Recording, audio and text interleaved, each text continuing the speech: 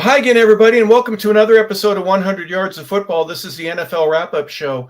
We're taking care of Week 5 now. A couple teams had the bye, and we're going to talk about a game that literally just ended a few moments ago in Kansas City going to Jacksonville. What an exciting finish for Jacksonville fans, and some changes that are taking place in the standings because of it. We'll go over that in just a second. But Joey Clinkscales, Brian LeBel, I'm Harper LeBel.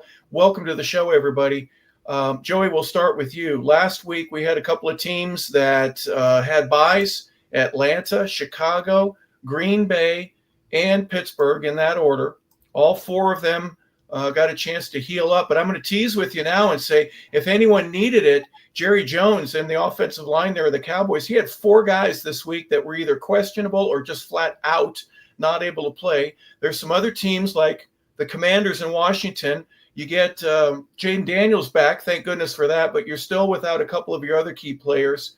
What do you think now in terms of just the four clubs that I mentioned, Atlanta, Green Bay, Chicago, and Pittsburgh? How do they take advantage of the week off? Well, before I say that, I'm going to say that Dallas had a semi-bye. They played the Jets, and unfortunately, I'm a Jet at heart as well as you are a Jet, yeah. Steeler, but they're 0-5, and they weren't able to take advantage of the Cowboys missing four offensive linemen. So that was a mini bye, unfortunately. So they'll still have a chance to heal up. But as far as the four teams that had real byes, I think the Steelers are the team that got the best news out of the byes because they were able to come back from London, heal up, and gain a half game on the rest of the division. So from that standpoint, I think the Steelers are leaving the bye week in the best shape.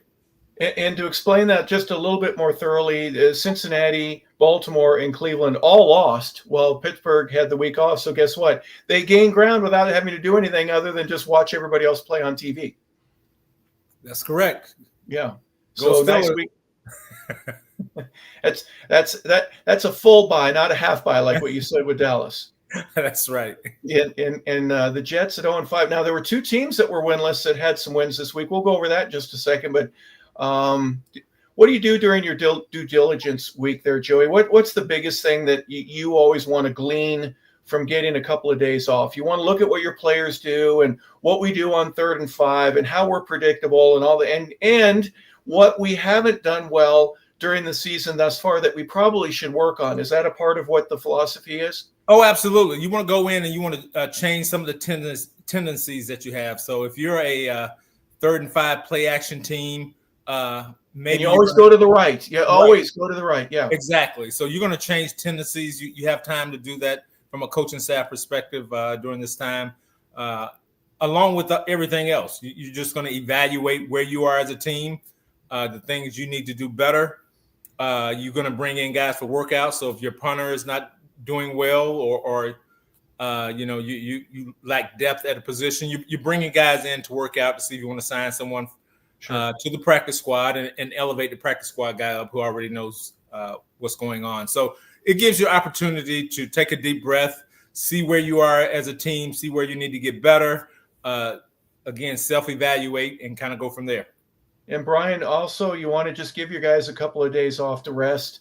You're still going to practice, and some guys practice pretty dang hard. Some coaches say, no, we're not giving you a week off, but we are going to give you a day or two in practice that we're going to go pretty stinking heavy, and then we'll give you some time off to heal up. Yeah, I think it just kind of depends on your standing too, right? I think the better teams probably coach is going to go a little easier on them, but a lot of times you want to stay in routine, right? You have the extra weekend, maybe do some extra scouting, right? Hey, go home, watch the game, watch whoever we're playing next week, get a little bit of a head start there. A lot of times you get good teams, the good coaches, their records, their winning percentages are in the 600-700s off the bye, right? Because you get extra time to prep and you just kind of understand. I mean, it's a big deal, right? Having extra time to get ready for an opponent. But going back to what Joey said, though, talk about the Steelers, I think every other team lost the bye, right? Because the Falcons, every other team in the NFC South won, and then for the Bears and the Packers, both the Lions and the Vikings both win. So you're sitting here like, oh man, we're sitting at home, and these other guys gain a game on us, or they go up an extra game, and it is what it is. Some teams, I don't think there's any perfect time to have the bye week. I think if you're injured, you want to have it as early as possible. Just like, hey, let's get our guys back and healthy down the stretch, and then maybe you're in a position where some of the bad teams, right, like the Jets, they probably wouldn't do it. Maybe you get a team that's like kind of iffy on their quarterback situation. Maybe they're looking to possibly make a change, but you want to give a young guy the best opportunity to come in and maybe, hey, let's get some extra film, some extra reps and use the bye week for that. But, every team going into next week and especially because Atlanta plays Monday night, so they get an extra day off as well. So, they should be fully healthy. At least everybody that's supposed to be isn't on IR out for the year. Yeah. Also during the bye week, I just want to add this. Also during the bye week, what happens is a lot of teams will practice early in the week, so they'll give the guys a longer weekend off. So they would normally come back on Tuesday or Wednesday to practice. They will practice on a Tuesday, go through Friday, and then give them the weekend and then start their normal routine again, which means they wouldn't practice again until Tuesday. So they would do it that way to help the guys kind of, you get them in the routine of the game, but you're also giving them extra off time to heal up, and that gives the coaches time to, refresh as well. Yeah. Travis Glover, who's an offensive lineman who played at Georgia State, was at the Georgia State game on Saturday. He was wearing the largest quadruple X jersey for Christian Yelich you've ever seen in your life. But he's up in Green Bay. So Milwaukee, of course, is the baseball equivalent up there. And it was just nice to see him. They got an extra day off. Real quick, I'm going to tell the story I have to. Joey, you might relate to this. Years ago, I was with the Falcons, and my roommate for 2 years was Brad Edwards. Brad played at the University of South Carolina, was a safety, and during training camp and on the road, we were roommates. One year, I guess we had just really kind of shook hands, got to know each other, and he tells me the story because I asked him about the bye week. He goes, Harper, the greatest story ever is when I was in Washington. Joe Gibbs started training camp with, I'm going to be so hard on you guys and I'm going to rip you and we're going to be better or whatever. So everybody that made the team going into the first week, the bye week was after the 5th game. And they all knew it, right? The schedule was out. So once the team everybody had been cut, and it was the very first practice on a Wednesday with the roster that they were going to go with week 1 at the regular season. And Joe starts the meeting at 8:30 on Wednesday. And he says, gentlemen, I've been thinking long and hard about this. I was hard on you in training camp, but there's a purpose. There's a method to my madness. What I'm going to do right now is I'm going to offer you 1 day off during our bye week for every win that we have going into the bye week. So if you win 1 game, I'll give you 1 day off. If we win 5 games, you can do the math. I'll give you 5 days off. Now, it doesn't mean that you can go get yourself in trouble or don't go skiing. They went 5-0. And Joey, they went to the Super Bowl that year, and the team was so stinking motivated, and they practiced like everything was, Game 7 of the World Series because they really were motivated to get that extra time off, and it really worked. And Joe Gibbs, give credit to the man for going, I'm going to trust you not to get in trouble. Right. I don't want you to go skiing. I don't want you to go to Vegas for too long. I don't want to hear about it, but I'll give you the 5 days off. It's amazing what motivates players that practice hard and work hard during the week. You offer them some off time without practice, without meetings, don't have to show up. Guess what? It changes things. They responded, didn't they? It was amazing. Yes, they did. Really was, yeah. And winning the Super Bowl is what it's all about. And I'll always remember that story. And if you get tired of me telling it, I'm sorry, but it was still a pretty good one. Well, speaking of Super Bowl, a team that's been there so stinking much that we might be getting a little bit tired of them. They had a rough night tonight. They came back and they scored with 2 minutes left to go, Brian. And Kansas City, I'm telling you, their defense just isn't quite the same. Trevor Lawrence, we talked about it just before we went on the air. We'll talk a little bit about Trevor, but thank goodness that he's behind center now. Even though he falls down twice, still gets up and gets in the end zone with about 25 seconds left in the ballgame. Jaguars are 3-1, and I'm surprised. They're 4-1 now. They were 3-1 going into this one, and now they are tied with Indianapolis for first place. Brian, I'll start with you. Your thought with the game here this evening on Monday Night Football. Well, I think this is the best game Patrick Mahomes has played all season. He had a really good night, both with his legs. I think he was the leading rusher for Kansas City. I don't know if he's the leading rusher in the game, but it was close. And Kelsey gets involved. Xavier Worthy looks good. Thornton, their deep threat receiver, who hasn't been much anything until the Chiefs get a hold of him and they use him as a gadget guy. He's been spectacular. And Kareem Hunt had 2 touchdowns. The running game, which has been terrible in the red zone. They find the end zone twice on the ground. and they lose. And you go down the field and you have a vintage Patrick Mahomes. We're going to go down. We're going to take the lead. We're going to put the game away, trust our defense. And Trevor Lawrence on the other end just makes plays. And I'm watching the game and he makes a great throw. And then he makes a play where I'm like, hey, he's extending. I'm like, all right, throw it away, Trevor, throw it away. He saved the timeout. And he takes a 2-yard sack instead of throwing the ball away on second down. I'm like, man. And it's just so up and down. And the very next play, he comes out and he throws a 40-yard pass to Brian Thomas Jr. I'm like, man, this kid's phenomenal. And then he completes a nice out route. And I'm like, yes, this is the Trevor Lawrence that Jaguars fans were waiting to see. And then the very next play, he take a delayed game penalty in the red zone. You're like, oh my gosh. And it's just, but they won. He's made mistakes. He hasn't played his best football. The running game's been good. Everything's been fantastic. And they find ways to win. They just beat this is the boogeyman, right? The Chiefs are the boogeyman. For everybody in the AFC, hey, listen, the Bills are good. The Ravens, they're up and down, but they've been in the playoffs. We don't like the Chiefs. Nobody in the AFC likes these guys, right? And to beat them in prime time and probably not play your best game, it's good for the Jaguars. They're 4-1. You're happy for Liam Cohen. And if you're the Chiefs, man, you've been right in there in a couple of these games. You could easily be 3-2 or 4-1 as well. But the Jaguars found a way to win, and good for them. I think they deserved it too. Joey, Trevor Lawrence was 18 for 25, 221 yards, 1 touchdown, 1 interception, 3 sacks, and 1 rushing touchdown. They had 109 yards on the ground. It wasn't a spectacular day, but as Brian said, it was enough to win, and they end up pulling one out there. 28 seconds. They kicked the ball back to Kansas City. Kansas City couldn't do anything with it. 4-1, and they're 3-0 at home. You know what? Jacksonville's going to be they're going to be a tough out because they play pretty good defense. And again, defense, being able to rush the passer, which they were able to get after Patrick some, and he was able to escape because he was the leading rusher in the game, if I'm not mistaken. And their offensive line played pretty good in spurts. So they have some building blocks down in Jacksonville. And again, Trevor Lawrence played well for the most part. He had a couple questionable decisions that he made from a delay of game and taking unnecessary sacks. But again, at the end of the day, they won the football game. They're 4-1, and it's a lot easy to have these teachable moments after a win than after a loss. Are you the type of guy that would pull your hair out even though you shave it, and your hat would be dirty because you throw it against the ground all the time? Or you take something really soft and fluffy like a cotton ball and throw it at your big screen TV? You don't want to mess up the big screen, but you're so angry at the inconsistency that Trevor Lawrence, now in his 5th, 6th year in the league, he's still making rookie mistakes like that. But guess what? The win tonight, does that even it all out for you? Is that all right, Joey?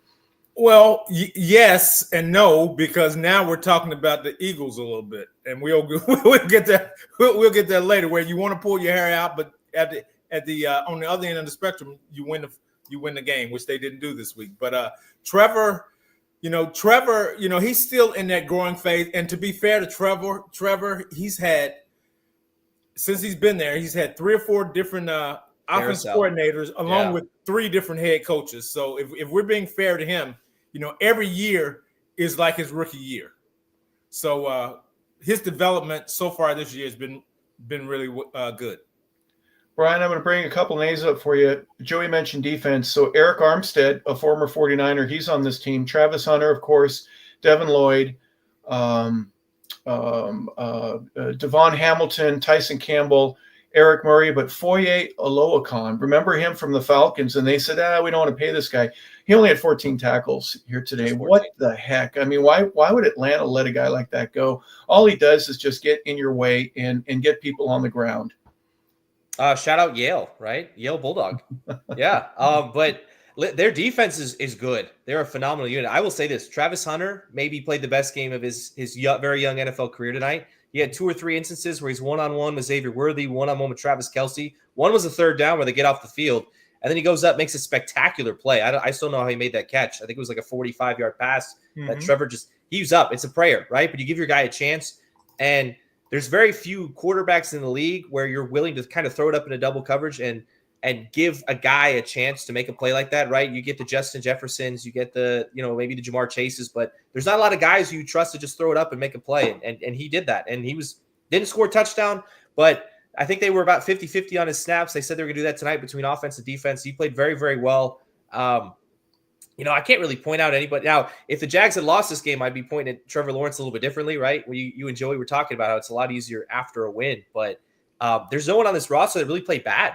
They've been really consistently good. And if not for the Colts, I think they'd be the clear front runner in the AFC South right now. Well, the linebacker from Jacksonville scored again. He was the defense. He was the defensive player of the week last week, and after a 99-yard interception return for a touchdown, flipped the game today. Yeah.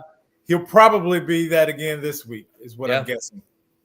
That's an interesting point that you bring up, Joey. There's something about genuine enthusiasm when you get it from the crowd and you get the defense. When the defense gets up on their own and they don't need anybody to do it, we're going to make a stop. We're going to get the ball back. We're going to force a turnover. We're going to stop these guys. Whatever that is, when it's genuine and it's real and they do it, I think it fires up a team more than when the offense gets a couple of touchdowns going. I could be wrong in that. I'm just a different perspective. I'm just saying that if you can't score on us, we're not going to lose. The worst that can happen is we're going to get a tie.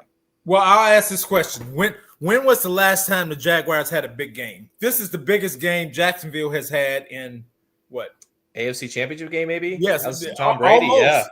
Almost. Blaine Gabbert. I know we're being a little facetious here, but almost, right? And that being said, the fans better be excited when you have Kansas City Chiefs at home in a night game. Everybody's watching. Guess what? You better be excited. It was loud. I got to give credit. It was like the pregame intro when they do the Duval thing. Man, I was like, I had to turn the TV down a little bit. I was like, whoa, what's going on here? This is right. Are they pumping in crowd noise? I don't know, because they were raucous tonight. They were ready to roll, and you know what? Good for them. It worked out. No, that's Atlanta. They're the ones that have to pump in. Listen, everybody does it. Everybody does it. You're in. Everybody does it. But you're right, Joey. They spend 2 weeks in Europe every year. So Jaguars lose a home game because of that every year, and then whatever. Maybe this is I don't know what their marketing is, but you can't outmarket good play. And when they're fun to watch, you're going to see a lot more people in the stands, and it's going to pay dividends. All right, let's go back to Thursday night, guys, if you don't mind. Big ball game there for the NFC West, and the 49ers end up holding up. I know there were some things that Sean McVay said at the end of it. Matthew Stafford throws for 389 yards, but they just didn't get a whole lot of points. They had a touchdown in the second quarter, third quarter. They get 9 points in the fourth, but it's not enough. They lose by 3. 49ers are 4-1. Rams are 3-2. Joey, we'll start with you. We open up the week with the Thursday night game. This is a big win for the 49ers. Well, I'll say this. If you were betting, you would have bet on the Rams. Easy money. It's free. Easy money. Yeah. You would have bet on the Rams. And I'll say this statement before I go on. What the NFL has shown is there's no quit in these teams, whether it be injuries, like the Cowboys, and you're missing 4 offensive linemen, whether your quarterback is out. It really is next man up. It's, if you're injured, outnumbered, there's just no quit. You do not quit. And these teams, an injured team, an undermanned team is a dangerous team. It's not a lamb. It's more like a lion in the corner. So that being said, the 49ers played great. Mac Jones threw for 340 yards or so. They got production.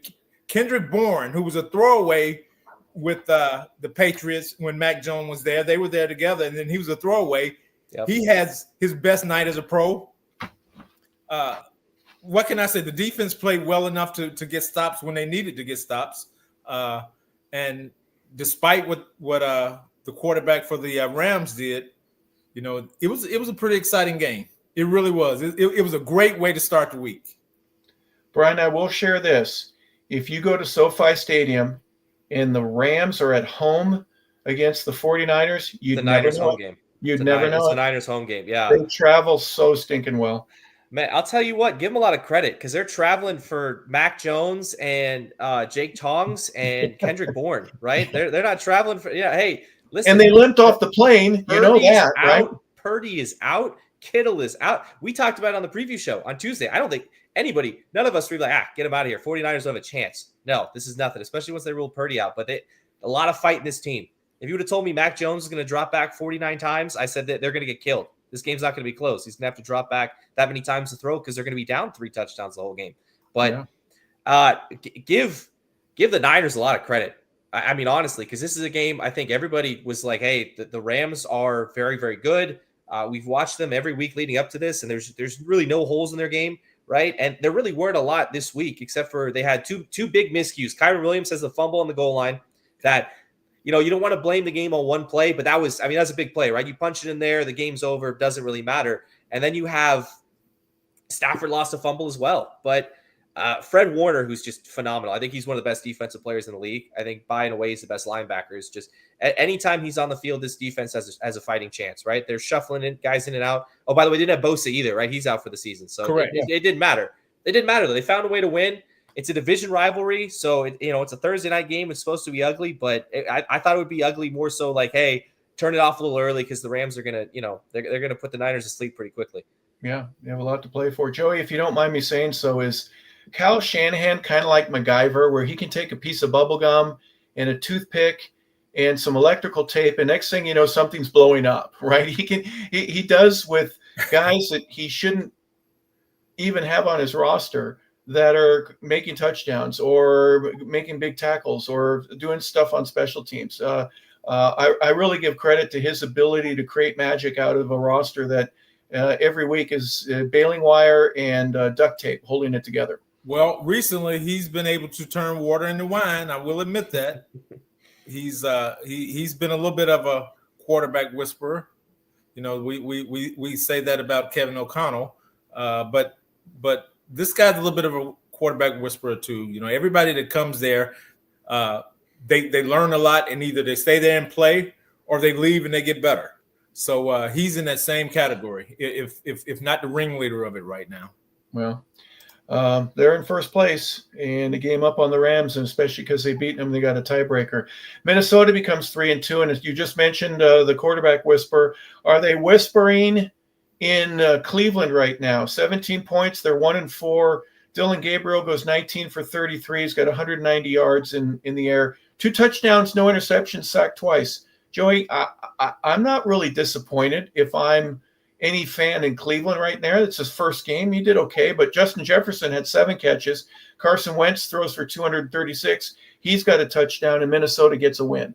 If you're in Cleveland, you're going to have a fairly long leash with the quarterback there because, again, he played in a versus Brian Flores.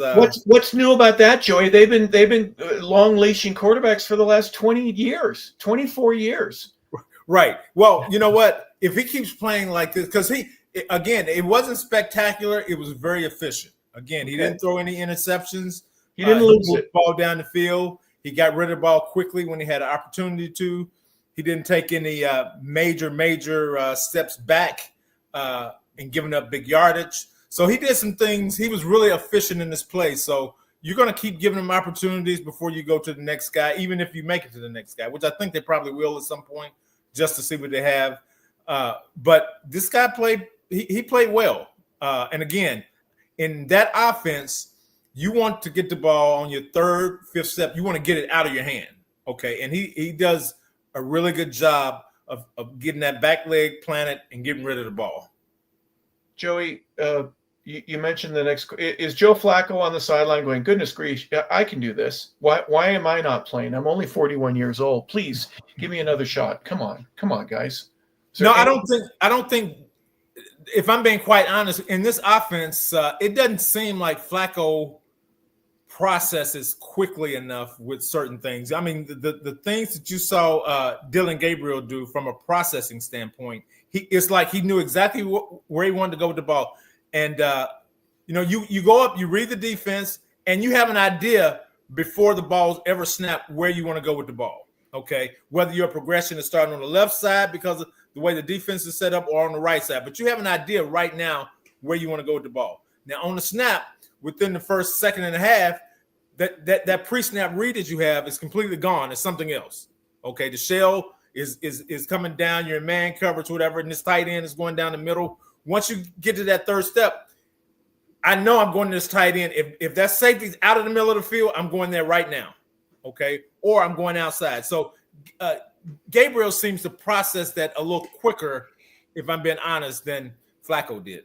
Yeah, well, he had how many 4 years of it at Oregon.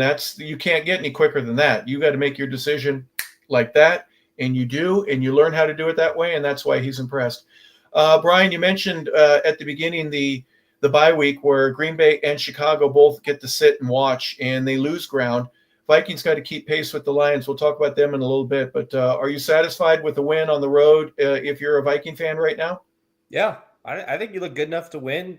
Justin Jefferson got going. Jordan Addison got going. When he's playing complementary to Jefferson, they're a phenomenal 1-2 combo. They're very, very good.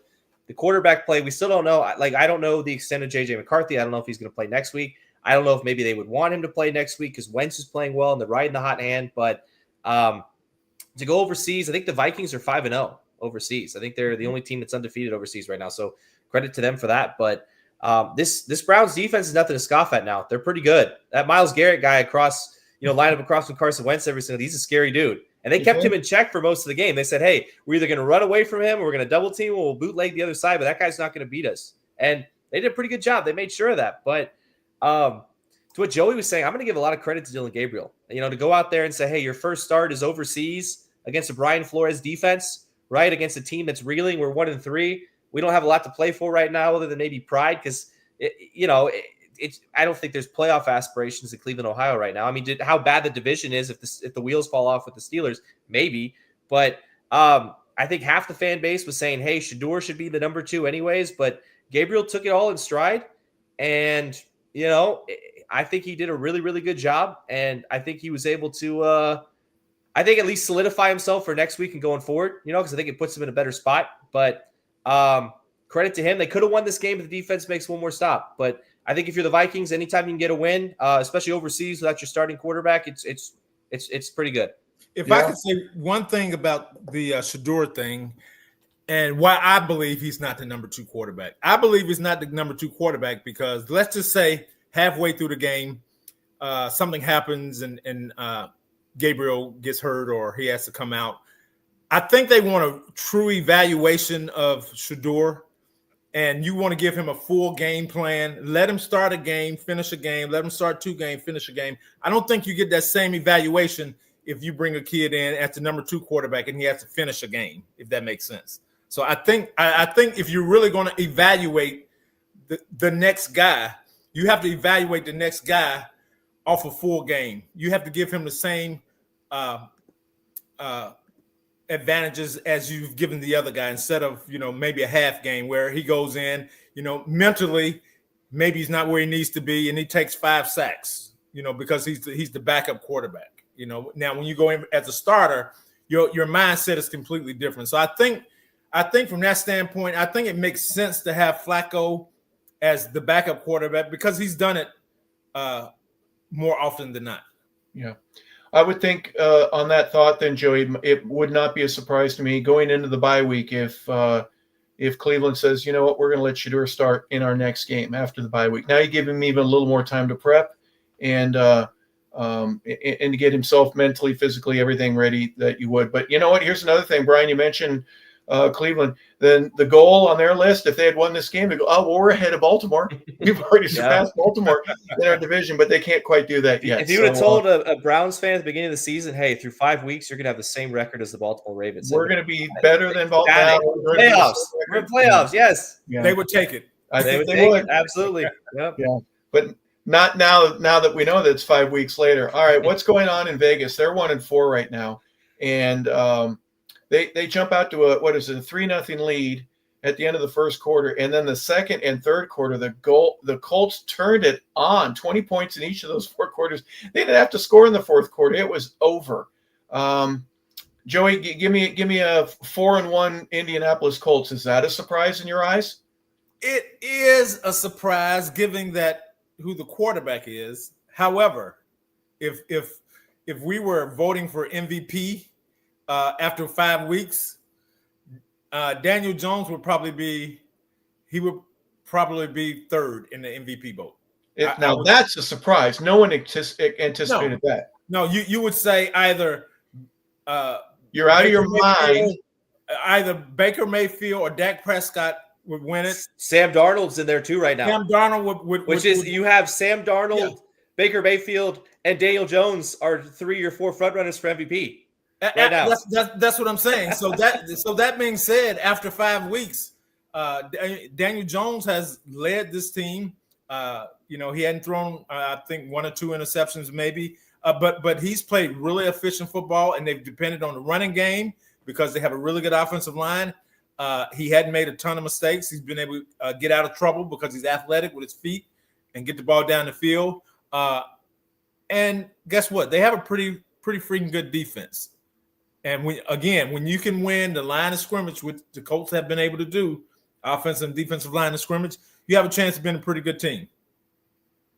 Yeah, I would agree. They've given up 89 points just in the division. Jacksonville's only given up 72, and the Texans have given up 61. So that's an interesting number. But, Brian, one of the things that you and I discussed a little bit yesterday, what are they saying in New York right now? Daniel Jones couldn't get himself out of a wet paper sack, and now he's leading the Colts. They're 4-1. What the heck's going on here? Is that bad news for the Giants coaching staff at the end of the year to see all these players that have the ability to accelerate their careers, Saquon Barkley being one of them, they just couldn't play for us in New York? What's the deal?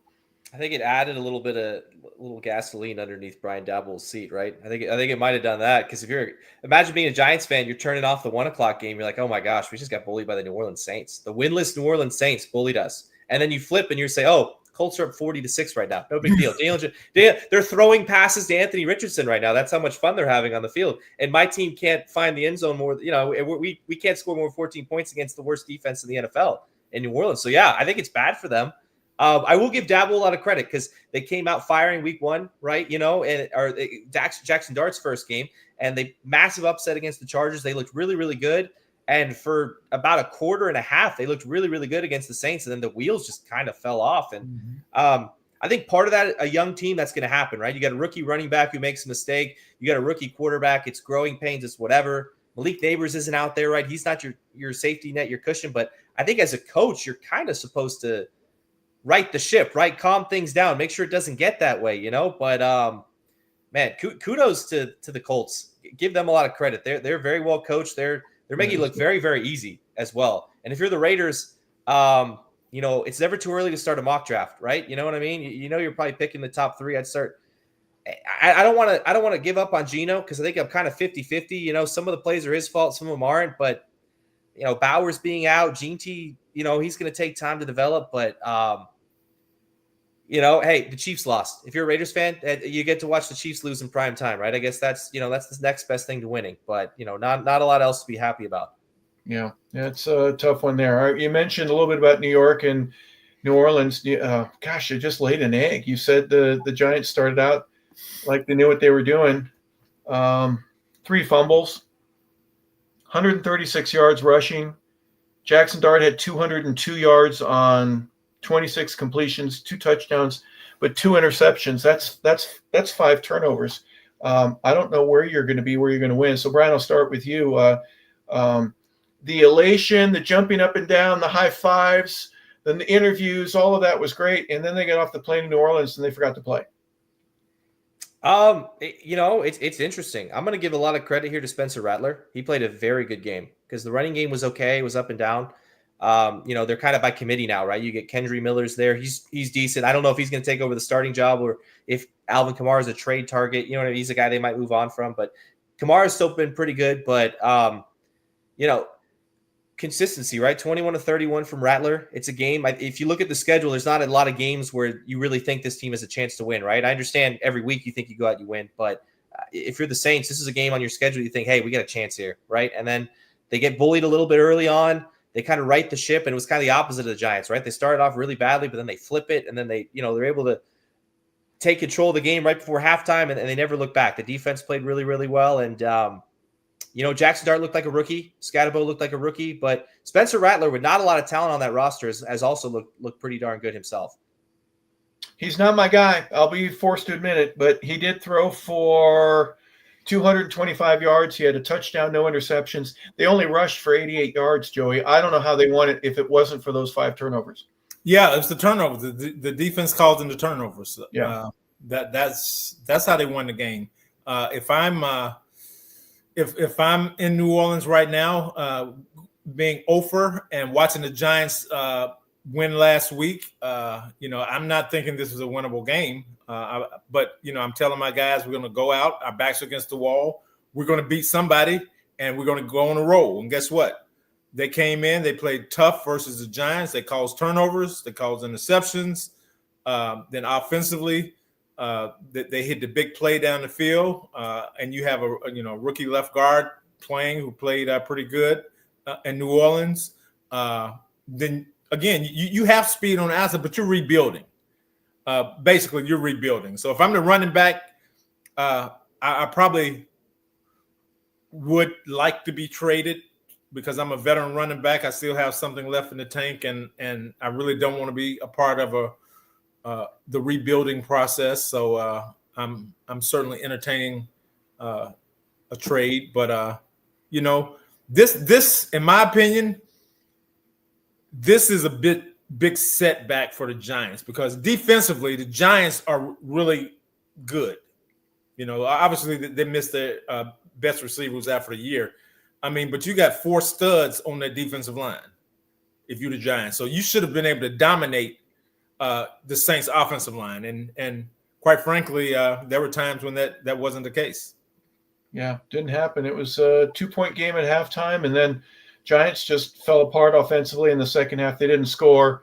In New Orleans adds an additional 10 points in the second half. 26-14 is the final. They didn't have a single sack either. This is a team that bullied the Chargers the week before. They didn't get to Rattler once. Exactly. Yeah, that was very surprising. Yeah. Well, both teams are 1-4 now. The Saints go from no wins now to 1. We'll talk about the next team that has no wins, but they still have no wins, and that's Joey's Jets.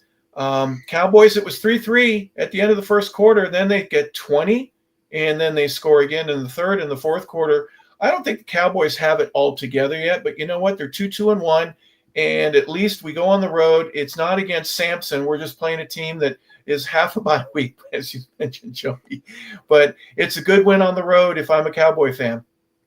I'm disappointed if I'm a Jets fan for a couple reasons. The first one is, where is my vaunted defense? We are supposed to be a defensive football team. The past few years, that's where we've hung our hat on our defense. Yep. And the Cowboys came in with 4 replacement offensive linemen, and Dak Prescott threw 4 touchdown passes. Okay. They had a running back to run for over 100 yards, if I'm not mistaken. Where is the defense at? Okay. And the offense has been bipolar at best. And guess what? They really, the score is a little bit misleading because up until late in the fourth quarter, the game was over. Yeah. It was 30-6 at the end of the third quarter. 30-6. Exactly. Yeah. I'm not going to say the Jets have taken a step back. Maybe they just have a imaginary line that they're afraid to cross right now. Well, they don't look like the same team that lost to the Steelers in week 1. They were fighting right till the last second, and obviously not the same intensity level there right now. Brian, Cowboys rushed for 180 yards, 237 from Dak in the air, 4 touchdowns, no interceptions. It was almost like he had a clean pocket all day long. And Joey, as you mentioned, with those guys, are you kidding me? I think he's got to buy them all steak dinners and maybe golf carts, to thank him for all that. Justin Fields throws for 283 yards. He has 2 touchdowns, no interceptions. They rush for 144 yards, which statistically it looks okay, but doggone, they keep getting in their own way. Well, Aaron Glenn was adamant at the beginning of the year. He said, we're going to run the ball and we're going to play defense. And the running game has been there. They just forgot the other half, the defensive half. Like Joey said, it hasn't been there. You give up 135 yards to Javonte Williams, who's been very, very good for the Cowboys this year. I'll give him a lot of credit.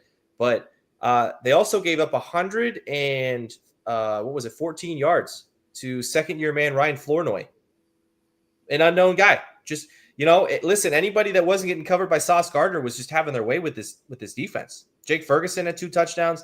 Dak Prescott only completed 19 passes, but 4 of them were for touchdowns. or excuse me, he completed 18 passes. It was surgical. You know what I mean? The Cowboys did about everything they wanted to on offense. They were efficient. They controlled the clock. They did everything the Jets want to do, right? The Jets are saying, hey, we don't want to throw the ball 30 times with Justin Fields. We're going to run the ball a lot. We're going to chew up clock. We're going to play defense. And the Jets had to do they looked like the Cowboys of the last couple of weeks. They threw 46 times. Well, 46. You're behind. You can't run. But I think that's the thing too. Is this team? If I'm the Jets, we got to start hot, right? We got to get out there. I think we got to be up early. You know, we got to maybe the next couple of weeks, if we win the toss, we're going to take it. We're going to put some confidence in our offense and try to go down the field, get something going, right? Eat some clock, a long drive, something, because this team is going to play a lot better when they're playing either even or ahead. But when you're, like you said, it was 30-6 at the end of the third quarter. They were out of this game almost at halftime, like realistically. And the Cowboys just did whatever they wanted on offense. And it was one of the things where if it wasn't Dallas playing, I'm pretty sure Fox had said, hey, we're going to go to the other games. We're going to take you to Detroit. We're going to take you wherever else. Because it was really, they get the 2 garbage time TDs. Garrett Wilson having a great year. Very, small bright side on this team. Breece Hall was great too, but something's got to change. They got to tweak some things, right? You're 0-5. You don't really have anything else to lose. So why not? Yeah. And you're the only coach, and I like Aaron Glenn. And again, he'll get it going, but you're the only coach in Jets history. And I was there a long time. I know that history that has started off 0-5. No turnovers either. They don't have a single turnover on defense. The first team to ever do that. First 5 games, 0-5, no turnovers. Just got to figure out where you got to be opportunistic. Like I said, listen, on offense, maybe change it up. Get the ball first. Try to go score some points. Maybe some trick plays, right? You know what I mean? Keep the defense on their toes, and then you got to do something. Be opportunistic, because let's be real. The talent isn't great on this roster, but it's better than I think what they're showing on, especially this past Sunday. Correct. Well, what can be scary for an organization is you learn to win and you learn to lose. And a team that learned to win on the road is Denver Broncos. How about them, guys? It was 17-3 at the end of the third quarter in this one in Philadelphia. They score 18 points unanswered, and they come up with a win, 21-17. Joey, give me your thought. This to me was one of those games that there's no way the Broncos are going to do this. There's no way. Wait a second. There's no way. I just said there's no way. What? Are you kidding? They got the ball back? Are you? Come on. You know what? Bo Nix grew up in front of our eyes. I mean, he did some really nice things. Sean Payton put a lot of confidence in that offensive football team. It's like when they went down to score and they said, "Look, we're going for a 2. Yeah, right now. We're going to be the aggressor here. We're going to go for 2, and we're going to put them on defense, and we're going to see how they act when we're blitzing this quarterback for the next quarter and a half." Okay, and that's what happened. Denver are really 2 or 3 plays away from being undefeated this year. They really are. That's how good a football team they are. So for them to come on the road, come to the East Coast, come into that environment versus a team that, despite being undefeated at the time, weren't really playing their best football. And offensively, let me just say this. Offensively, I'm not sure what the heck the Eagles are doing. Saquon Barkley with 6 carries in the game. Are you kidding me? I mean, are we drunk? I mean, what are we doing offensively? Yeah, okay. 45 yards rushing, Joey. 45. And then we're trying to force feed the ball to receivers, even when you have a lead, when you should be running the ball to kill the clock. So they have no, their sense of urgency at time on offense is troubling. And, you don't find these things out. Again, adversity will tell you a lot about a team. Now we have real adversity. We lost our first game, okay? Really in an embarrassing fashion. So now we'll see how they perform from here on. But,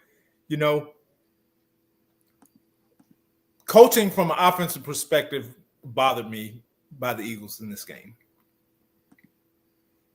Well, what about defensively, Brian? Because J.K. Dobbins had, 79 yards. The Broncos rushed for 130, 242 in the air with Bo Nix, as Joey just said, kind of growing up right before 1 touchdown, 2 interceptions for the Broncos. Jalen Hurts had a pretty good game, 280 total yards, no interceptions, 2 touchdowns, but he was sacked 6 times. That to me is a surprising stat. And you got to do things differently offensively if your big hogs up front aren't able to protect your quarterback.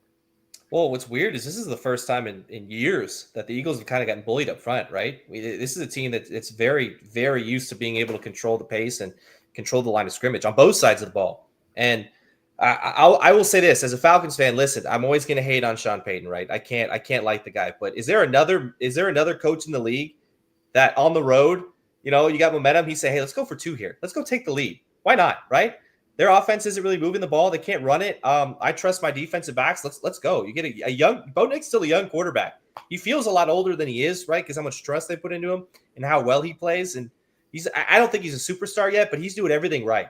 Mm-hmm. His completion percentage is up. The yards are good. He's feeding the guys he needs to be feeding. The touchdowns are there. Not turning the ball over. It's good to see. He's been fantastic, but to have the gusto to do that, to go on the road against an undefeated team and say, hey, it's a game we need to win. Most teams are going to play it safe. The analytics say, hey, kick the extra point. He didn't care.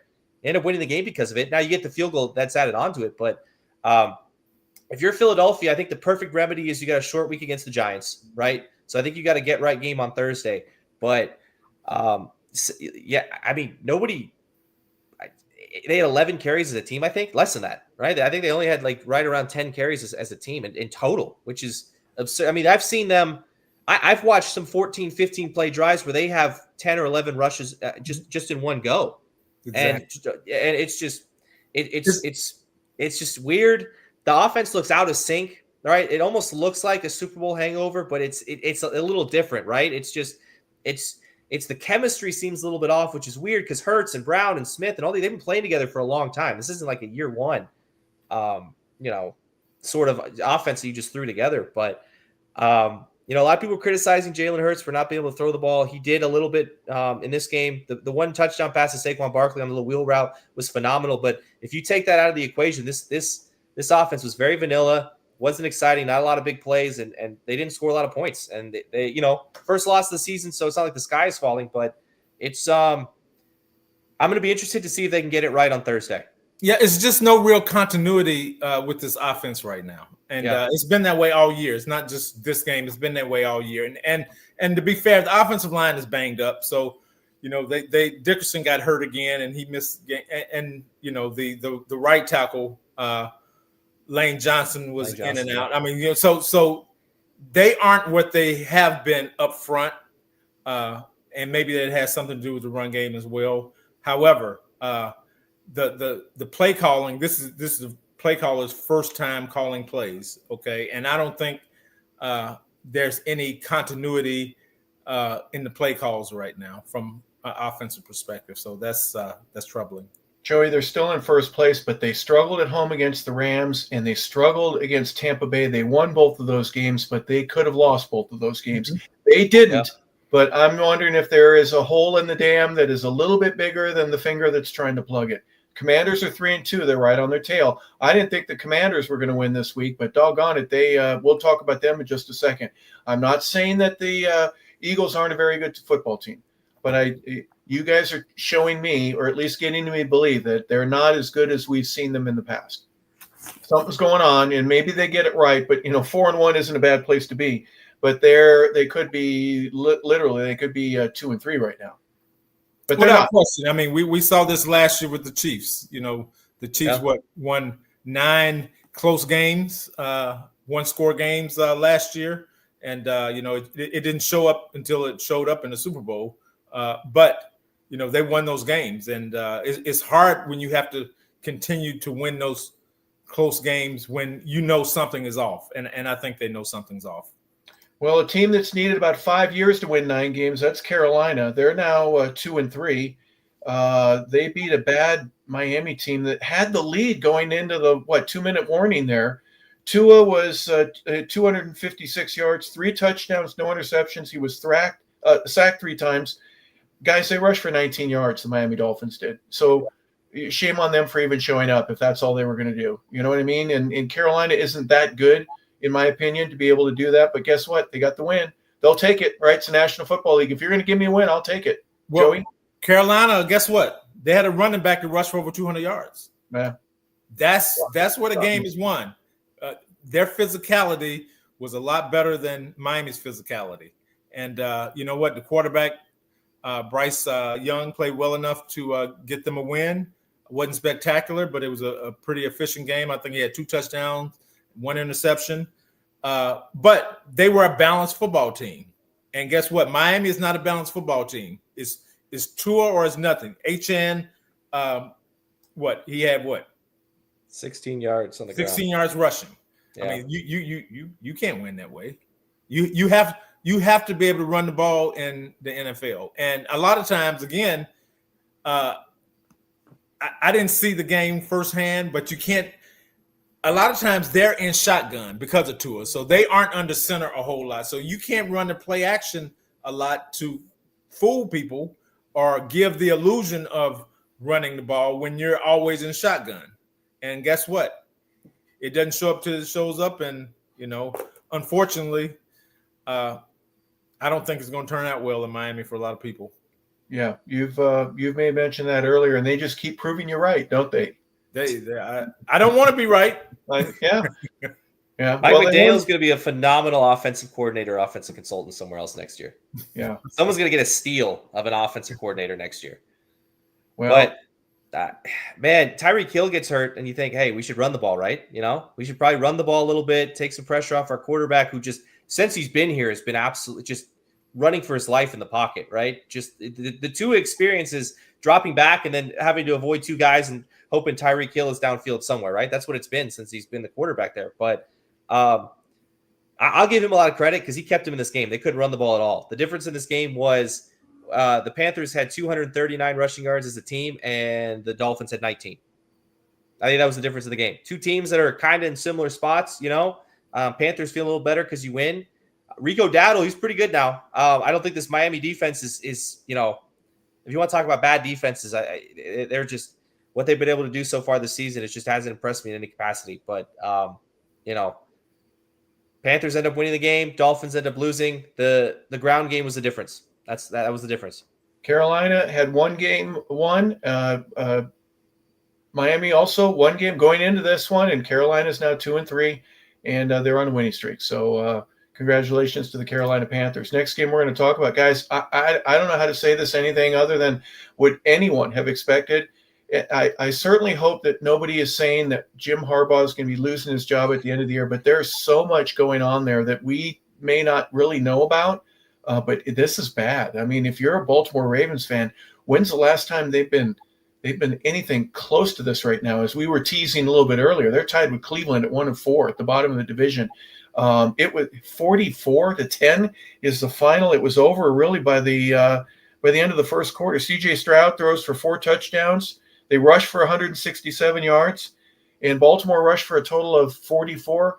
Are they just one-dimensional without Jackson Brown? Cooper Rush tried, but he's Cooper Rush. He's not Lamar Jackson. Joey, we'll start with you. Well, let me just say this. The Ravens right now are a historically bad defensive football team. They have given up more points to this point in the season, 177, than I think it was the Ray Lewis team did in the whole season. Yeah. I mean, wrap your mind around that. We played 5 games, and that's where they are. Of course, the offense is going to look different because Lamar is out injured. And without Lamar, I mean, you would like to depend on the run game, but he creates so many opportunities for the run game to be efficient for Derrick Henry because he's a big threat to run the ball along with passing the ball. Now, nobody's really afraid of Cooper Rush running the ball. So now you can force the issue. You can put 7, 8 in the box and stop Derrick Henry because guess what? You don't fear Cooper Rush running the ball. So now Cooper's got to beat you with his arm, and I think his magical seasons that he had in Dallas when Dak was hurt are over. So they were the defense is just so bad. I'll put it that way. The defense is so bad. The Dolphins have to be miracle workers. Joe, remember last year when Detroit had about 400 or 500 guys that they brought in from Foot Locker, the tire store, Walmart, YMCA. Yeah. YMCA. You're right. We had guys that were trying out, and I can't imagine what that would have been like for you going. And we're going to offer you a contract. I know you're not in shape and haven't been for 6 years, but we need a guy to play on Sunday. Is that most of the issue that's going on right now? Because there's no way that a John Harbaugh team is going to be undercoached like that. But you're right, 177 yards. Now the Bengals have given up 156. Who else? The Raiders have given up 139, and the Jets have given up 157. So they're close. They're trying to catch up to Baltimore in terms of how many points they give up.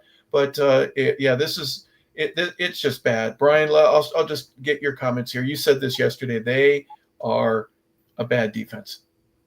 CJ Stroud had as many touchdown passes and completions on Sunday. 23 to 27, 4 touchdowns. You got to listen. This is a Texans team that was reeling, right? 2 weeks ago they were dead in the water. Especially if you look at the rest of that division, this team dead in the water, and they come out and they drop 44 on you. Got Davis Mills out here throwing passes at the beginning of the fourth quarter. That's how bad it is in Baltimore. They were booing Harbaugh walking out the field. I can't remember them ever doing that, and he's been there a long time, and I can't remember them ever booing. Now they'll boo the Steelers, right, when the Steelers walk off the field, but that's a whole different thing. But It's just, and I got to give a lot of credit. Cooper Rush looked bad, the offense looked bad, but the issue is they're like, hey, if we got to win this game, we got to score 50 points. You know what I mean? And you're not going to do that with your backup quarterback. They couldn't do it with Lamar. They're scoring, I think they're scoring something like 35 points a game when Lamar was in there, and they still couldn't win games. They're still at this. This is the first game without him. Hopefully he's back within a week or two, but they got to go play the Rams next week. A Rams team that is coming off a bad loss. They're going to be upset. They got 3 extra days to get ready for the game, and it does not get any easier for them. So if this is a team that wants to make the playoffs, which, to be fair, this is the division to do it, right? Depending on what the Steelers do on Sunday, this is the division you want to be in if you're 1-4. But I will say this: I know a lot of guys are banged up. I know a lot of things are happening, but I don't see a lot of fire on this defense. You know what I mean? I saw Jair Alexander get a little heated after the fact, after a touchdown, but I need to see that when it's 7-0 or 7-3. I don't need to see that when I'm down 30 points. Well, things are bad in Baltimore, but they're getting better there in Texas. How about Tennessee? I watched this one with you, Brian, and near the end of the game, I was cheering for Tennessee because I just wanted to see them get the monkey off their back. They were so happy to have things go the way that they did, and that fumble-rooski thing that happened down there in the goal line with just a minute left to go in the ball game. I have to admit, though, Joe, I'm going to start with you. Those are the coolest helmets, the chrome that the Cardinals wore. Oh yeah. They look great, but they sure didn't play like they were happy to be in those new uniforms. They didn't. The final is 22-21, and Tennessee gets their first win of the year. Yeah, it was great for Tennessee to pull that off. I mean, sometimes you have to be. It's better to be lucky than good. Sometimes. Yeah. They got lucky on the play, on the interception, and then the fumble, and then the kick, and then the fall on it in the end zone. But you know what? Sometimes you create your own luck. You know what I mean? And they play hard. They played hard. I mean, it's like, again, I go back to not quitting. They did not quit. They fought throughout the game, and they ended up winning the game. Now, from Arizona perspective, I mean, the quarterback injured his foot, so that actually helped them out a lot. The receiver actually played a pretty good game, Harrison. Yeah. He made a couple of plays there that made you feel like he was growing in the right direction. But running the ball, the run game was kind of so. But defensively, they thought they would have done enough to beat the Tennessee team. And again, I do want to give some credit to Ward. Okay, he again made some plays in that game to make you say, you know what, this kid's got a real shot because he's got a big arm, and sometimes he depends on it too much, but he's got a big arm, and he can throw guys open. It's one thing to be able to throw it where they can catch it, and it's another thing to throw guys open, and he has the ability to throw guys open. So I'm happy for Tennessee that they got their first win. I just don't know where Arizona goes from here. And again, you feel sorry for the kid who, these guys want to celebrate and drop the ball before they get across the the goal line, and that was the right call. Yeah. However, you can't make those mistakes and expect to win a football game. No, you certainly can't. And Brian, when you rush for 168 yards, your defense only gives up 78. Tennessee rushed for 78 yards. Cam Ward did not throw for a touchdown. He did have an interception. He was sacked twice. But when my guy only throws for 220 yards, he doesn't have a touchdown or an interception. It was a game of ineptness, I guess you would say. And here, you take it. No, you take it. I'm going to give it to you. And Tennessee said, "All right, finally, we'll take it. We'll go home with the win. We'll get our first one of the year." If you're the Cardinals, last 3 weeks are 16-15 loss to the Niners, a 23-20. That one was at the gun too. That was the time as time expired. You lose to the Seahawks 23-20 as time expires, and then you lose this week as time expires. And you left at least 7 points on the board. On the flip side, all you got to do is, hey, just don't fumble. just you wrap it up. You know what I mean? Even to clear yourself down on the interception, I'm just saying, like, oh my goodness, it was almost comical the way they lost this game because they outplayed Tennessee. They vastly outplayed them. Now I'm going to give a lot of credit. Cam Ward did not quit. Calvin Ridley played well. I think, both to this team's credit and to their dismay, this team is too young to know how to quit. Right? They're just, we're a lot of young guys. We're learning. We're growing. We're gonna do everything we possibly can.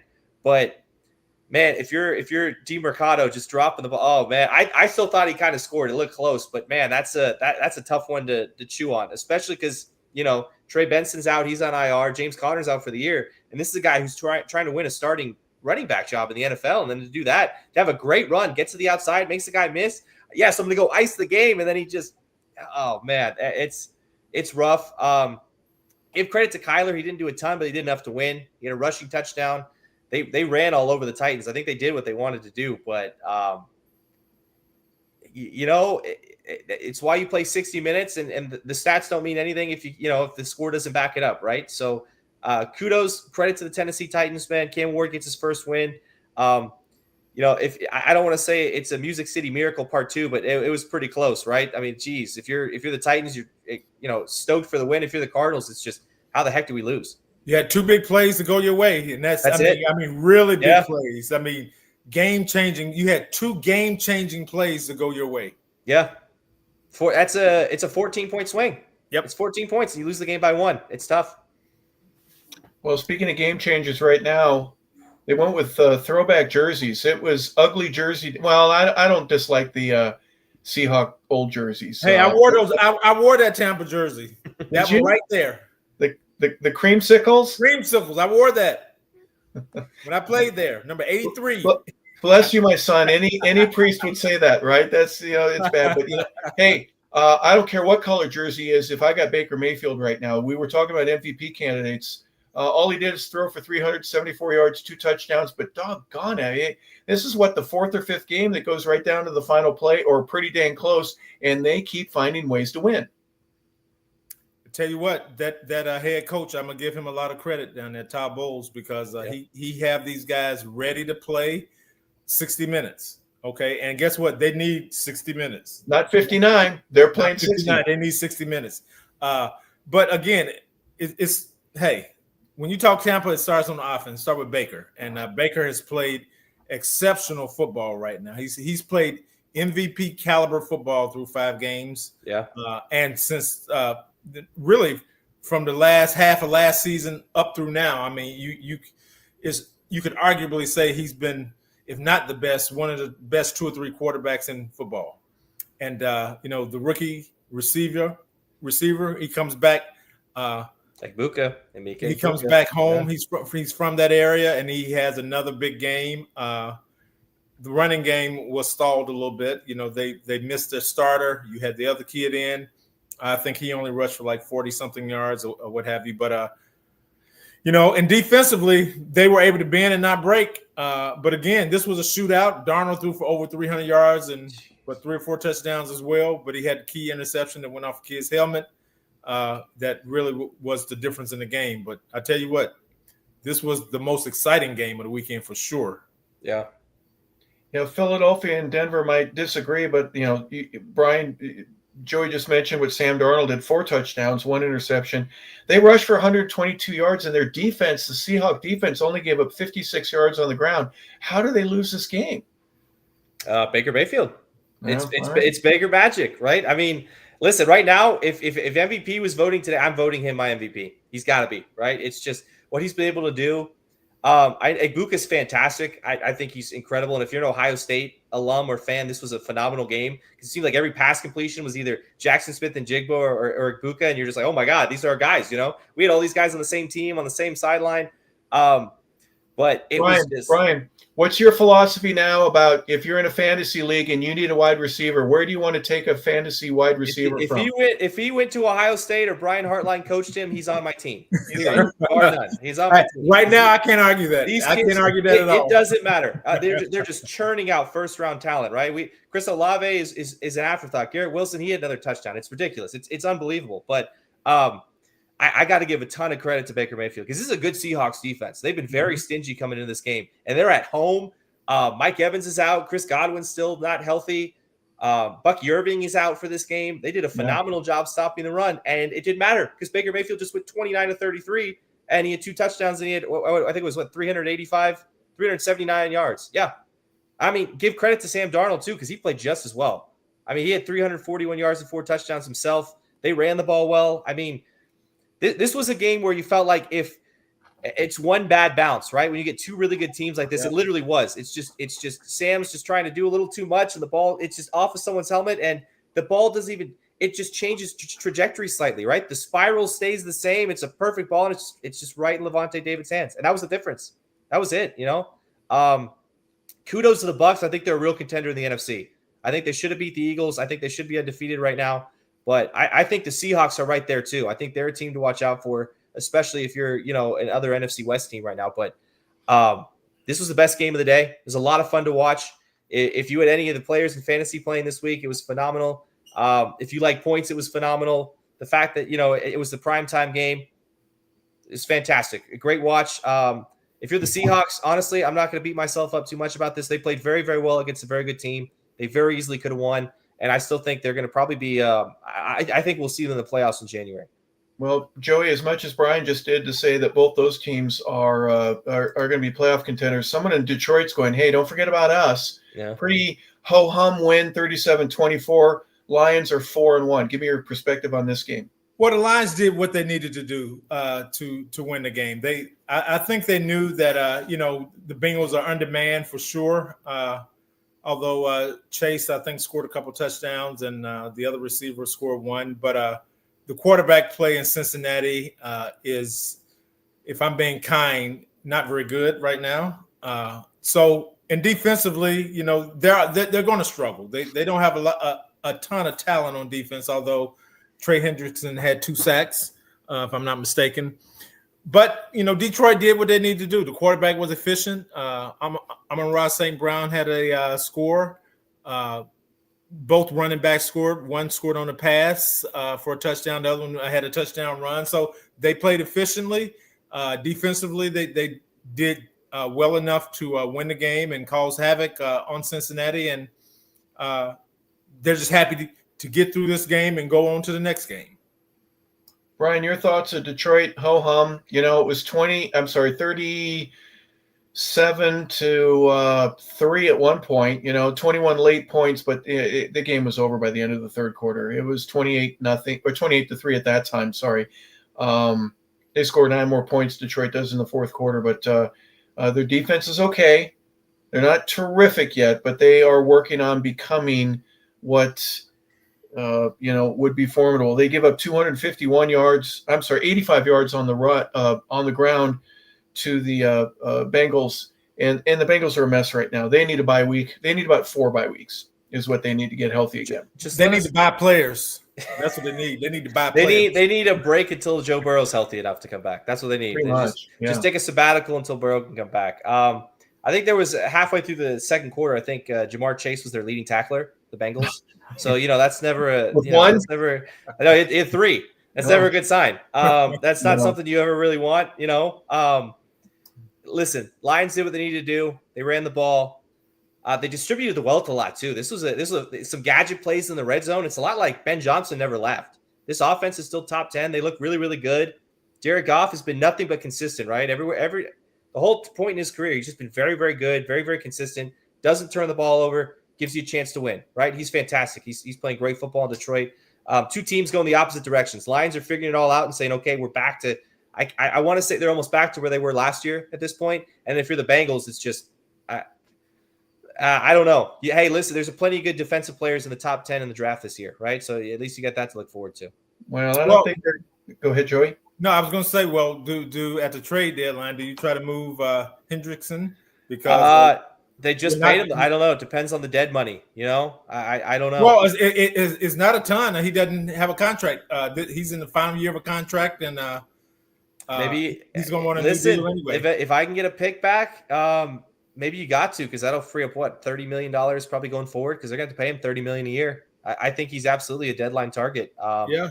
Or in the opposite direction, do the Bengals trade for a quarterback and maybe try to flip it?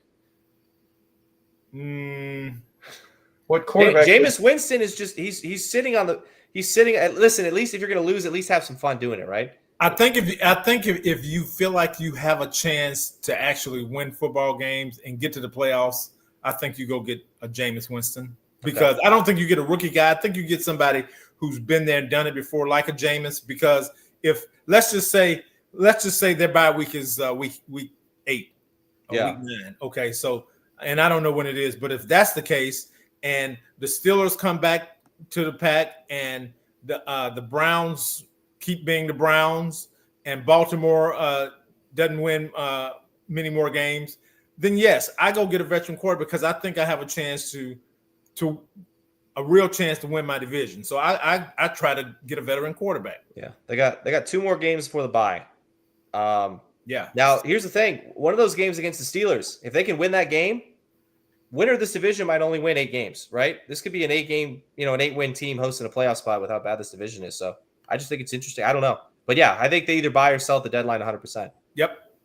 Well, with as bad as that offensive line has been to Joe Burrow, with Jameis Winston might go, no, I'll pass. I'm okay. I'll wait for the next quality of life decision for Jameis Winston. Yeah, no, no, thank you. No, thank you. Speaking of seeing some teams now, the Commanders were here in Atlanta last week, kind of get slapped around a little bit. They're down 10-0 against the Chargers, Joey, and I'm thinking there's more problems than what we know of. But doggone if they didn't just turn it on. 27 points from the second, third, and fourth quarter, and their defense shut down the Chargers after they had been shut down last week. I guess the LA Chargers need a bye week themselves, but congratulations to the Commanders going out to Los Angeles and stealing one. 27-10 is the final there. It took the quarterback a little bit of time to get back in the flow, but once he did, and he was able to do a couple things, and then the running back made a couple plays on the ground, so Washington was able to run the ball. And defensively, they played well enough, because guess what? The Chargers are injured on their front line as well, and their offensive line. Yeah. So they really need a bye week because they need to get healthy, and I think they just put their running back on IR. Amari Hampton. So they have some injuries going on, which needs to be addressed. So the Commanders, if they can get healthy, they can get McLaurin back, and obviously the running back is playing pretty good right now, and the quarterback can get back in sync, then guess what? They'll have a chance to be a playoff caliber team again. Brian, your thoughts here on the Chargers first and foremost? Who does Hobart throw to? There's not a whole lot of guys that are getting open, and I don't know what to do. I mean, if I got guys that are hurt, I need a bye week, don't I? Joe Alt was plugging a lot of holes. Now they lost their other starting tackle in the preseason. They gave him one of the biggest contracts in league history for the position, and then he immediately is out for the year. 2 days later, Alt sprains his ankle. This looks like a different team. If I'm being completely honest with you, when Joe Alt went out, this is not the same team. They complete 180 because they were playing pretty well against the Giants. He gets hurt in that game, and they couldn't stop. They couldn't do anything after that. So I think you got to get healthy, right? You put your first running back on season-ending IR, Najee Harris, because he ruptures Achilles. Just a freak thing. He's just untouched in the backfield. He just slips out for the year. Omarion Hampton, they're saying a high ankle sprain. IR, it's at least 4 weeks for him. This is a team that, a couple weeks ago, we were sitting here saying, hey, they could make some noise in the AFC, right? They're competing up there with the big dogs. And now it's kind of gone in the opposite direction. So they still have talent. I wouldn't panic. The Commanders are a good football team. Jaden Daniels is a good quarterback. This team's pretty good. Terry McLaurin's still not back, though, too. So if you're the Commanders, you're sitting here saying, hey, this offense is only going to improve, right? I think McCroskey Merritt kind of took control of the backfield. I think he's their guy going forward. Debo Samuel, who the 49ers moved on from, he's played phenomenal football. He's the reason why Washington's 3-2 right now. A huge part is Debo Samuel. So I think he's worth every penny what they're paying him. And if you're the Commanders, you feel really good, especially after an Eagles loss, and you can kind of gain some ground in the division. And then if you're the Chargers, don't panic. We can figure it out. We just got to get healthy. Well, last game we're going to look at here is where Mercury Morris, rest in peace, Mercury, and the rest of the Dolphins would always, the 72 Dolphins would always have a popping of champagne when the last of the Mohicans would lose their game and there's no chance at all for anyone to be undefeated. And that's going to be where New England goes into Buffalo and just kind of has their way. They get up 3-0 at the end of the first quarter, and they just matched every score. They end up winning by 3. And Mike Vrabel's toughness has been resilient against a division opponent, a guy that you know really well across from you. You play against him every year 2 times, but I put my guys against your guys, and New England comes out with a win. They're now 3-2. Good for the Patriots. New England has taken the personality of their coach, and that's a good thing. They play tough. Now, this game started as a turnover fest. Yeah, which is uncharacteristic of the way Buffalo has been playing lately. Josh didn't play his best football. The fumbles, the interceptions. So he didn't play his best football.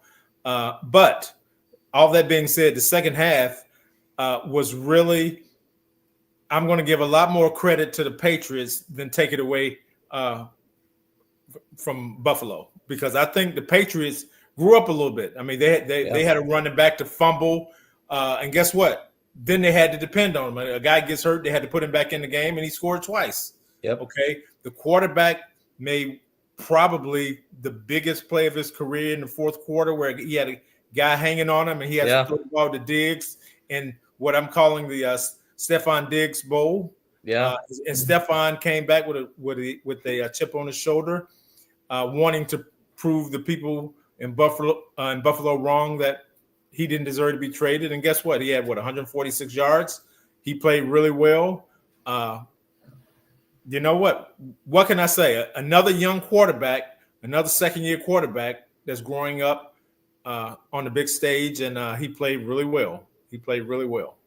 Drake May got sacked 4 times, Brian, but they rushed for only 71 yards, and they still ended up winning the game. It was kind of ugly, as you mentioned at first, what Joey said, but it's 6-3 at the end of the first half, and it's 23-20 is the final. Patriots end up getting a win. Is this just one of those games where Buffalo goes, we lost it. We're still going to be fine. We're 4-1. We're going to be okay.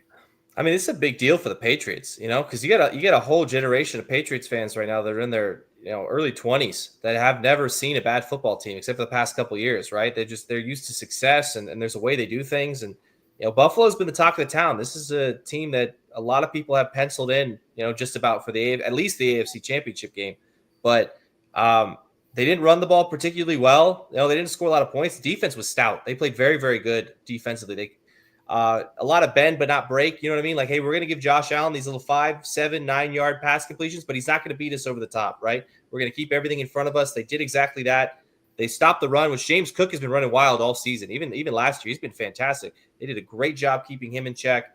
They had an early turnover from Ramondre Stevenson, and he came back and scored 2 big touchdowns late for him.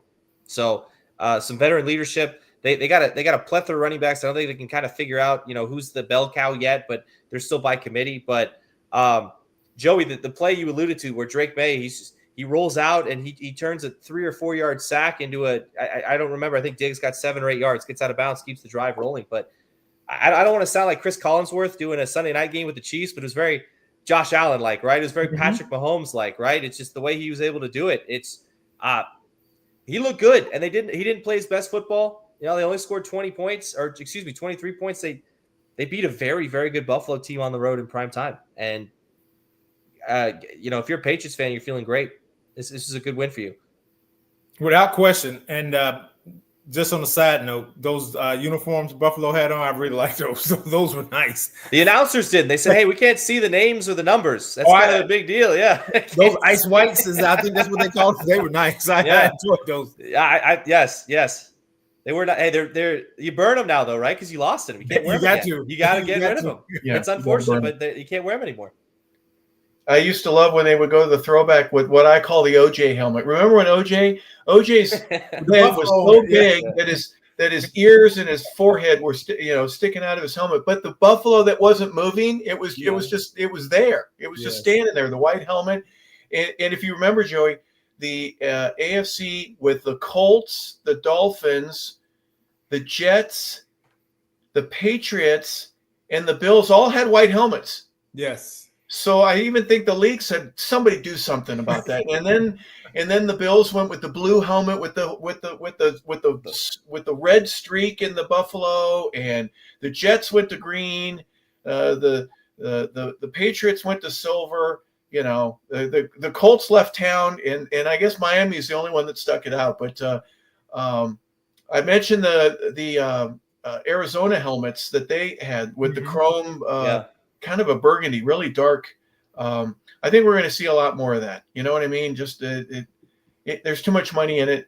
I just don't know if the sale is there. As a general manager, what you didn't care, or did you? Did you go, man? I just want to wear the same uniform. We want to be like Alabama. I don't care, just the same uniform every week. What was that like for you?